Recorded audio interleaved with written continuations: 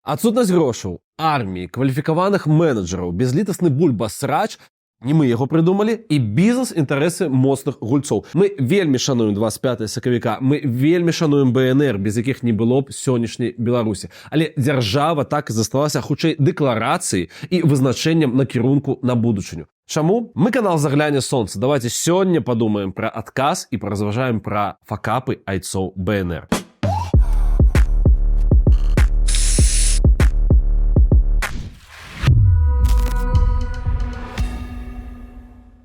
Беларусы на момант Першай сусветнай вайны вялікая у дужках этнаграфічная маса, якую толькі-толькі палічыў Яхім Карскі, больш-менш акрэсліўшы межы беларускіх гаворак. Няма ніякага зміцера Лукашука, які пытаецца ў разумных людзей пра нацыю і нацыянальную ідэю. А ёсць вось што. Глядзіце сітуацыя. Селянін з-пад Смаленску, напрыклад, і селянін з-пад Сакулкі на Падляшы нечым нібыта падобныя. Яны вымаўляюць словы, усе гэтыя дзекані і цекані, але не ведаюць адно пра аднаго, ды не разумеюць, на што адзін аднаму патрэбны. Тое, што яны іншыя, не рускія, людзі пачынаюць разумець ужо ў арміі, таму што, нагадваю, гаворка пра Першую сусветную вайну і шмат каго з нашых тэрыторый мабілізуюць. Альбо людзі разумеюць, што яны не рускія, ужо ў эміграцыі. Але тут узнікае новая праблемка. Нават калі ты умееш чытаць, а што чытаць? Давайце паслядоўна. Нацыянальная гісторыя няма. Нацыянальныя сімвалы, па якіх была б згода, няма. Нацыянальная літаратурная мова не сфармаваная. Пішы як хочаш, і лацінкай, і кірыліцай не існуе стандарту. То бок таксама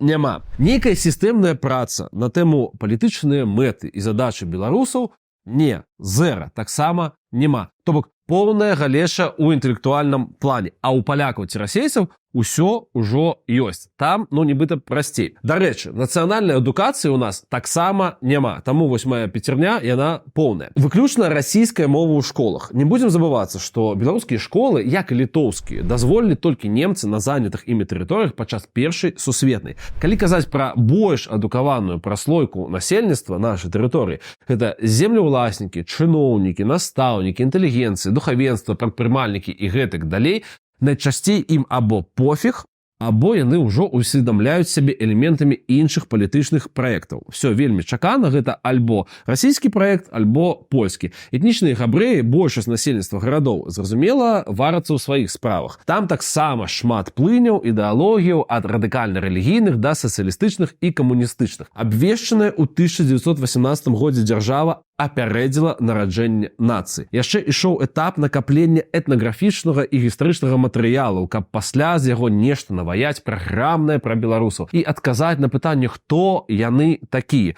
А тут вось ужо дзяржава, без усялякіх адказаў. Дадумваць прыйшлося на хаду, а гэта звычайна вельмі і вельмі херовая ідэя.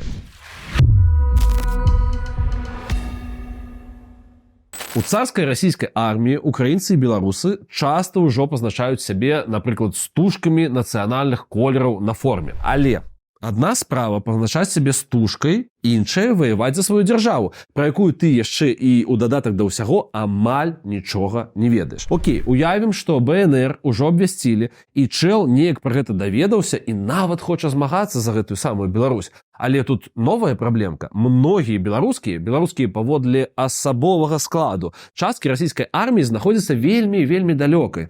Большасць беларусаў на румынскам фронте. А як ты дабярэшся да радзімы? Калідораў ніхто не дае. Варыянт толькі з баямі прабівацца да Беларусі. Але гэта немалая адлегласць і немалая складанасць. Ну, і што важна, палітыкі з БНР не асабліва пра тое клапаціліся. І з Кіева, і з Адэсы, і з Дону прыходзілі весткі з аднолькавым пасылам. Ёсць вайскоўцы-беларусы, гатовыя вярнуцца на бацькаўшчыну. Але ў пастановах да пратаколаў на такія ноткі толькі адна рэакцыя. Прыняць да ведама сраны фармалізм і адпіскі. Толькі 9 лістапада 1918 году позняй восенню з'яўляецца пастанова аб неабходнасці ўсё ж пачаць фарміраваць беларускую армію. Далей ідзе некалькі лістоў хадайніцтва палкоўніка Кастуся Язавітава з просьбай вылучыць яму сродкі на працу і раз'езды, бо каб зводзіць канцы з канцамі, той мае працаваць настаўнікам. І тут стапе. Ты цэлы палкоўнік і арганізатар цэлай арміі новай дзяржавы. але ты вымушаны шукаць сродкі на паесці. Хадайніцтвы спадара Касуся застаюцца без адказу. Пазней яму ўсё ж даюць аванс у 500 рэ, але сам выпадак вельмі і вельмі паказальны. А цяпер тэйк ад нашага гістарычнага рэдактара. Ён, дарэчы, перадае вам усім вітанні. Верагодна, з нейкай фатальнай наіўнасцю айцы БНР хацелі атрымаць у падпарадкаванні нацыянальна свядомую і ўзброеную да зубоў армію, якая яшчэ і не будзе патрабаваць выдаткаў. Ну, нейкая сказачка. Палітыкі сапраўды паспрабавалі дамовіцца са Станіславам Булак-Балаховічам, які меў сваю ЧВК ў Рызі і пагадзіўся, каб яго салдаты і сталі, натуральна, арміяй БНР. Але ўзнікла вельмі лагічнае пытанне. Чувакі, дайце бабак. Мы прыедзем і зробім усё, як трэба, бо жаўнерам як мінімум трэба карміць. А адказ маўчання. Балаховіч нейкі час падумаў, пасядзеў, а пасля пайшоў да Пілсудскага і дамовіўся з ім. Свой палескі паход у 1920-га, калі ён дайшоў з баямі да Мозыра і наваляў там бальшавікам, гэты чалавек рабіў цалкам асобна ад БНР, бо камунікацыі не атрымалася. Шаноўнае спадарства, калі вы хочаце адмысловы выпуск пра тыя гастролі спадара Балаховіча, Булак-Балаховіча, пішыце, калі ласка, ў каментары, калі гэта для вас бяспечна. І на канал, калі ласка, падпішыцеся. Вельмі хочацца сабраць 10 000 падпісантаў бліжэйшым часам. Разам, я ўпэўны, мы зможам гэта зрабіць. Я так разумею, вы стаміліся глядзець на мяне, таму давайте зараз паглядзім фоткі. Адну штуку. Беларуская камендатура ў горадні. Унізе коннікі, а на гаўбцы афіцэры і БЧБ сцяг. Але гэтыя свядомыя хлопцы падпарадкоўваюцца літоўскаму ўраду, які ліча гародню, Гардзінас, сваёй тэрыторыі і знаходзіцца ў канфлікце з палякамі. Тут, як у сённяшняй сітуацыі з палком Каліноўскага, все вельмі і вельмі падобна. Ты можаш быць на 1000%, на 1 000 000% беларускім патрыётам, але маеш выконваць загады ГУРа, бо гэта тваё камандаванне. А сцяжок на форме насі, які сабе хочаш. Цікавы інсайт. Не тое, каб гэта нешта новае, але трэба звярнуць увагу. Айцы БНР, Антон Луцкевіч, Тамаш Грыб, розныя Смолічы і Цвікевічы былі сацыялістамі. І зараз я патлумачу, чаму гэта важна. Бо сацыялізм, так сталася, сапсаваў жыццё БНР у некалькіх плоскасцях. На сацыялізм у той момант быў запыт найперш у сялянаў і рабочых. Гэта спрошчана, але ён даваў зразумелы адказ на ўсе пытанні гэтага жыцця.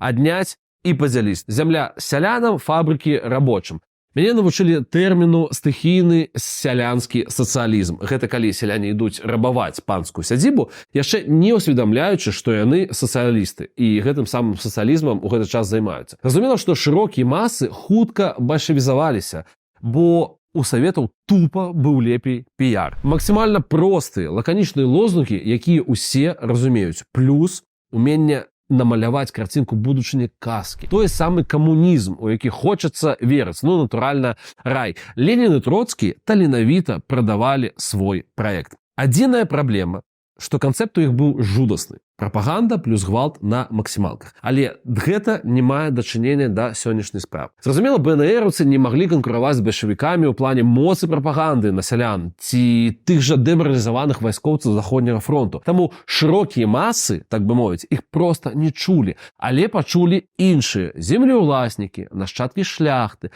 бізнесоўцы, уласнікі прадпрыемстваў, людзі пры грошах, карацей. Яны пачулі і паслалі нахуй, сказалі ў сраку, і там заставайцеся ў гэтай сраке. Таму што ўсё, на жаль, вельмі лагічна. Той самы, напрыклад, Ваніловіч. Гэта чалавек, які быў фундатарам чырвонага касцёла ў Мінску. Ды іншыя сімпатыі, сапраўды яны хацелі гэтага, ставіліся да беларускага праекта. Але пасля сацыялістычных праграмаў закрылі для сябе гэтае пытанне. Іншы прыклад, тая самая Магдалена Радзівіл. Яна вельмі актыўна давала грошы на беларускія выданні і культуру. Той жа, напрыклад, вянок Богдановича, гэта вынік яе дзейнасці мецэнацкай. Але на пачатку 20-го стагоддзя пазіцыя сям'і Радзівілаў дапамагаюць палякам, бо ты ваююць з бальшавікамі ды адстойваюць прыватную уласнасць. То бок расклад такі, ну, вораг гэта бальшавікі.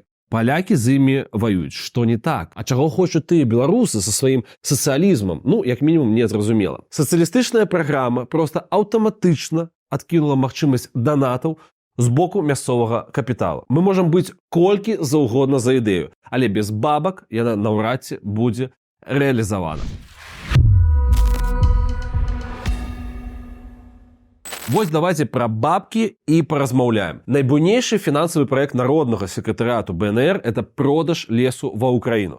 Першасна дамовіліся на 5 мільёнаў рублёў. Потым украінскі ўрад яшчэ і згадзіўся даць аванс 300 000 рублёў. Далей чытаем, што з украінцамі страхаваліся на 4 мільёны і мазырскі лес прадаваўся паэтапна. Грошы таксама прыходзілі часткамі. Для кантролю ў Кіеве ўвесь час знаходзіўся нехта з прадстаўнікоў народнага сакратарыята, і грошы вазілі ў Мінск. Камбінацыя цалкам фантастычна, бо ніякія войскі БНР, а мы казалі зверху, што іх па сутнасці не было, мазырскі павет не кантралявалі. Але грошы за лес прыходзілі акуратненька цягам усяго 1918 году. Добрае пытанне, куды гэтыя бабкі выдаткоўваліся? На заробкі народным сакратарам, на розныя культурніцкія арганізацыі, школы ці прытулкі, на аренду і рамонт офісаў, так бы мовіць, у Мінску, якія займалі структуры гэтага сакратарыята. На выдавецкія справы, газеты, брашуры, паэтычныя зборнікі, тот же, напрыклад, матчандар Алеся Гаруна. Народны сакратарыят яшчэ, гэта вельмі цікавая гісторыя, паслухайце, калі ласка, набыў сабе за 8 000 рублёў аўтамабіль, капітальны рамонт якога каштаваў 4459 рублёў 40 копеек. Гэта па факце смешна, але яшчэ больш смешна тое, што ў пазнейшых пратаколах фіксуецца спробы гэты аўтамабіль прадаць. Прычым няясна, адрамантавалі яго ці не. Вось такая вось эканоміка. Не самая прыемная гісторыя, і ў выніку атрымалася так, што грошай альбо не было, альбо, калі яны былі, імі не ўмелі распараджацца. І гэта вельмі спрэчны тэзіс, але атрымалася так, што замест пакупкі зброі людзі друкавалі вершы. Нема нічога кепскага ў вершах, але, напэўна, у той час прыярытэты маглі быць іншымі. Кароткі аналіз суседзяў ад HR-аддзелу канала «Загляне сонца». Можна пасмейвацца з бальшавікоў. Мы гэтым актыўна займаемся. Але калі глянуць цвяроза, у іх была каманда людзей, якія прайшлі катаргі, тэрарыстычныя практыкі, жыццё на нелегальным становішчы, міграцыю, канспірацыю. Карацей, атрымалі цалкавіты і вельмі цікавы досвед змагання. Як мінімум, яны не мелі ілюзію адносна барацьбы, палітыкі і ведалі, што працуе, а што не. Прычым былі яшчэ і адукаванымі, а калі не, то бок не мелі універсітэцкай адукацыі, то прынамсі начытанымі. Окей, давайте далей. Паглядзелі на ўсход, паглядзім на захад. Палякі. Пілсудскі і яго будучыя міністры займаліся тэрарыстычнай дзейнасцю, нелегальшчынай яшчэ з канца 19 стагоддзя. Удзельнічалі ў разбойных нападах з мэтай здабыць бабкі на палітычны врушняк. Сядзелі, былі на мяжы жыцця і смерці. З гэтага ўсяго фарміруецца пэўны тып чалавека. Цяпер глядзім на поўнач. Літва. Нават там нацыянальны рух яшчэ з 19 стагоддзя ачольвалі ксяндзы. Вось ты ксёндз і вядзеш агітацыю ў сваёй парафіі. Прапагандуеш для людзей, прасоўваеш ім гісторыю, мову, каштоўнасці. Што ў нас? Нацыянальны рух, як правіла, фармаваўся з настаўнікаў, разначынцаў, дробных служачых, журналістаў. Бацькі БНР не мелі ніякага досведу і вопыту сумеснай барацьбы ў дарэвалюцыйны час. Не мелі вайсковых ведаў, як правіла, не мелі турэмнага рэвалюцыйнага вопыту таксама. Гэта была хутчэй тусоўка па інтарэсах, некае аб'яднанне вельмі сімпатычных людзей, але яны вырашылі будаваць новую дзяржаву як фірму ці НДА. І так у іх нічога не атрымалася. Ну і, канешне ж, усе з усімі перасраліся. То бок гэта можа быць для кагосьці інсайт, але бульба-срач прыдумала не наша генерацыя. Хто ад каго патрабаваў фінансавую справаздачу, хто каго называў крадуном ці здраднікам, хто сам сябе прызначаў начальнікам ураду. Глядзіце, сакавік 1918 года. БНР абвесцілі. Травень таго ж самага года у нас ужо 2 ўрады. Глядзіце, спачатку была проста рада БНР,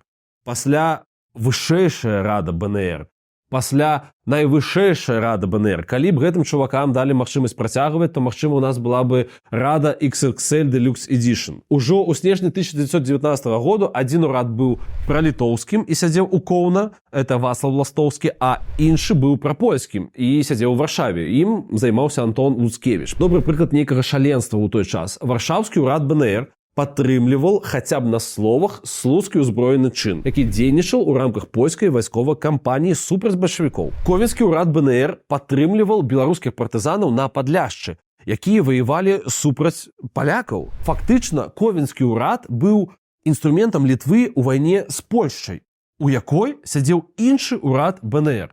Сон розуму. У 1925 годзе абсалютная большасць палітыкаў-мігрантаў здалі свае міністэрскія мандаты на карысць БССР падчас Берлінскай канферэнцыі. Гэта асобная тэма. Калі вы хочаце, мы можам распавесці пра яе ў адмысловым выпуску. Але, што важна тут і цяпер, гэта фактычна спецаперацыя савецкіх спецслужбаў. Некаторыя, напрыклад, як Ластовскі і Смоліш, прямиком пераехалі ў Мінск. Некаторых, як Луцкевіча, савецкая ўлада дастала толькі ў 1939 годзе. Карацей, прымірыла ўсю гэтую кампанію толькі расстрэльная яма.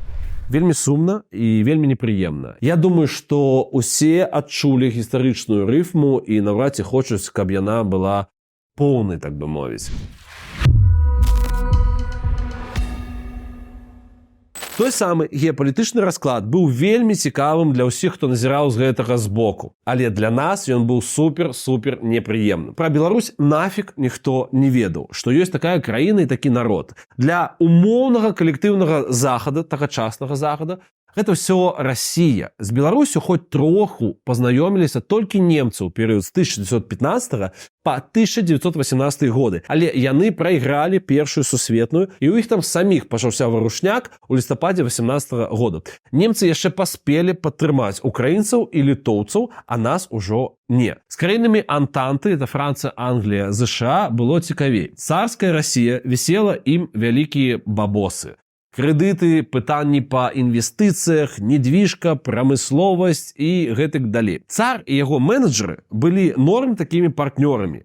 А вось бальшавікі адмовіліся вяртаць усе крэдыты. Таму зразумела, і няма нічога дзіўнага ў гэтым, што калектыўны захад быў зацікаўлены заваліць бальшавікоў і вярнуць царскую Расію. Таму і падтрымлівалі расійскі белы рух супраць чырвоных. А дробныя нацыянальныя праекты ім былі не цікавыя. Раздробленая на кавалачкі імперія ніфіга бы ім не выплаціла.